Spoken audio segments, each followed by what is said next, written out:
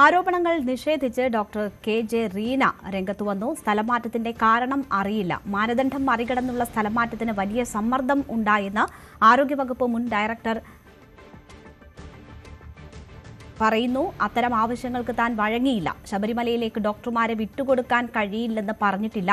15 ദിവസം അവധി അപേക്ഷിച്ചിട്ടുമില്ല. 2.5 ദിവസത്തെ ക്യാഷ്വൽ ലീവ് മാത്രമാണ് ആവശ്യപ്പെട്ടത്. വ്യാജമായി ആരെങ്കിലും 15 ദിവസത്തെ അവധി അപേക്ഷ സമർപ്പിച്ചോ എന്ന് അറിയില്ല എന്നും ദേവസ്വം കമ്മീഷണർ വിളിച്ച യോഗത്തിന്റെ അടിസ്ഥാനത്തിലാണ് കത്ത് നൽകിയതെന്നും റീന ന്യൂസ് 18നോട് പറഞ്ഞു. എന്താണ് ശരിക്കും സ്ഥലം മാറ്റത്തിന്റെ ഒരു കാരണം? എനിക്കറിയില്ല.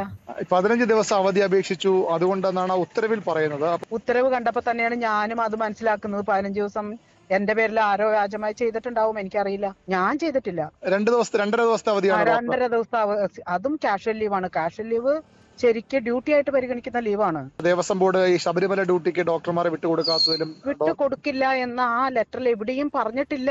ഒരിക്കലും വിട്ടുകൊടുക്കില്ല എന്ന് പറഞ്ഞിട്ടില്ല. സമന്വയിച്ച് സഹകരിച്ച് 2 കൂട്ടരും കൂടി ഏറ്റവും നല്ല സേവനം പൊതുജനങ്ങൾക്കും ഭക്തർക്കും കൊടുക്കാനായിട്ടുള്ള സംവിധാനത്തിലേക്ക് പോവാനുള്ള ഒരു അഭിപ്രായ പ്രകടനമാണ് ചെയ്തത്. അത് ശരിക്കും മീറ്റിംഗ് കഴിഞ്ഞിട്ട് ദേവസ്വം കമ്മീഷണർ ആവശ്യപ്പെട്ടത് പ്രകാരം ലെറ്റർ തയ്യാറാക്കി നമ്മളുടെ അവിടുത്തെ എല്ലാ ഡോക്ടേഴ്സും ഉൾപ്പെടുന്ന ഒരു മീറ്റിംഗ് നടത്തി ആ മീറ്റിംഗിൽ ഉരുത്തിരിഞ്ഞ ആശയങ്ങൾ രേഖാമൂലം കൊടുക്കുക മാത്രമാണ് ഞാൻ ചെയ്തത്. അതിന് കൂട്ടുത്തരവാദിത്വം ഉണ്ട്.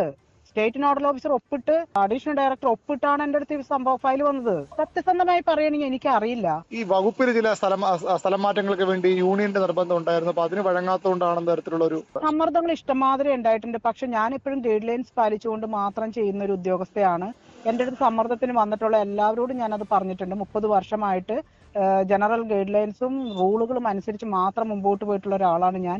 അതുകൊണ്ട് തന്നെ ഇനിയുള്ള 11 മാസവും അങ്ങനെ തന്നെ റൂളുകൾ അനുസരിച്ച് മാത്രം പോകാൻ എനിക്ക് സാധിക്കുകയുള്ളൂ എന്ന് പറഞ്ഞിട്ടുള്ള ഉദ്യോഗസ്ഥനാണ്.